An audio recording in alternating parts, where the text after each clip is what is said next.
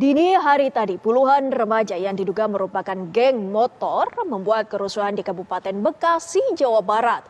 Mereka tiba-tiba menyerang warga yang sedang kumpul-kumpul di pos kamling.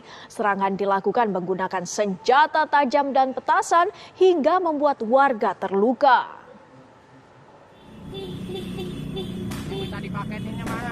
Pengacau-pengacau jalanan ini kembali berulah di bulan Ramadan. Puluhan remaja bersepeda motor tiba-tiba mengamuk dan mendatangi warga yang sedang berjaga di pos Kamling Jalan Pilar Sukatani, Desa Karangasih, Cikarang Utara.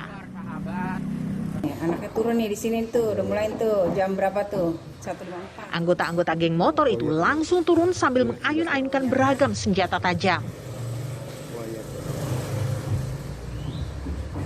Tuh, jelas ini mah.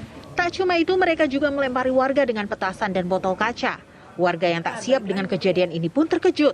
Warga sempat memberikan perlawanan, namun geng motor itu terlalu beringas. Akibatnya ada seorang warga terluka akibat sabetan senjata tajam di kepala dan tangan. Korban dilarikan ke sebuah klinik dekat lokasi kejadian.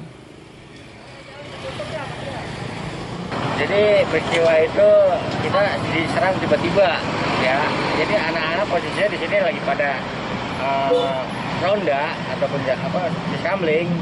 Tiba-tiba itu datang segerombolan orang tidak dikenal dengan membabi buta, tujuan dan maksudnya kita nggak tahu. Nah begitu kita diserang, kita adain perlawanan, mereka tarik mundur, kita kira dia udah langsung kabur. Ternyata dia balik lagi, ngeluarin senjata tajam sama petasan. Kita dihujanin petasan. Tuh sampai masuk ke dalam dia. Balik lagi. Warga memohon kepada kepolisian agar meningkatkan patroli terutama di bulan Ramadan ini karena di saat-saat inilah kejahatan jalanan meningkat. Peristiwa dini hari tadi membuat warga semakin khawatir akan keamanan lingkungan dan keselamatan mereka. Bawa lagi tuh. Dari Kabupaten Bekasi, Jawa Barat, Suryo Daryono, TV One mengabarkan.